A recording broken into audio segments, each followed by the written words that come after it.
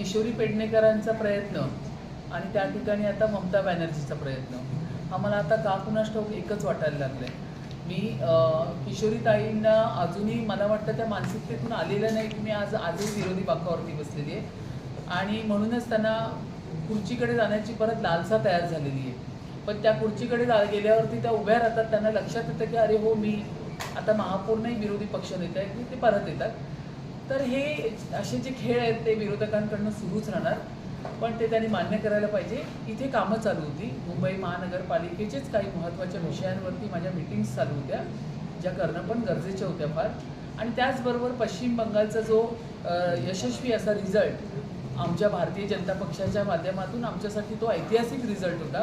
12 वर्षाची जी सत्ता होती ती आम्ही त्या ठिकाणी उलटून दाखवली आहे आणि आदरणीय नरेंद्र मोदीजींच्या मार्गदर्शनाखाली त्या ठिकाणी जवळपास 207 सीट्स आपल्या आलेल्या आहेत. तर तो आनंद उत्साह आमच्या नगरसेवकांमध्ये अर्थात असणार आणि तो उत्साह साजरा करत करत ते वरती आले होते. तर त्यामुळे कदाचित तो आमचा आनंद उत्साह विरोधकांना चांगला वाटला नसेल किंवा ईर्ष्या झाली असेल त्या ठिकाणी. म्हणून मी मगाशी सांगितलं की मला किशोरीताई आणि ममता बॅनर्जी बहिणीच वाटायला लागल्या. त्या पण अशाच धावतात आहे, ह्या पण अशाच धावतात आहे.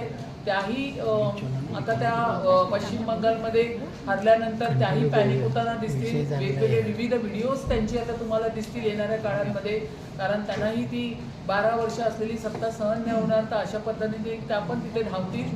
अशा किशोरीताई पण आमच्या धावतात त्या सत्ते खुर्चीला बघून पुन्हा पुन्हा तो स्टेज त्यांना चढावा असं वाटतो. पण पुन्हा त्यांच्या लक्षात येतं की नाही, मी आता विरोधी पक्षनेते पुन्हा येऊन त्या बेंचवर बसतो. मात्र नसरापूरच्या घटने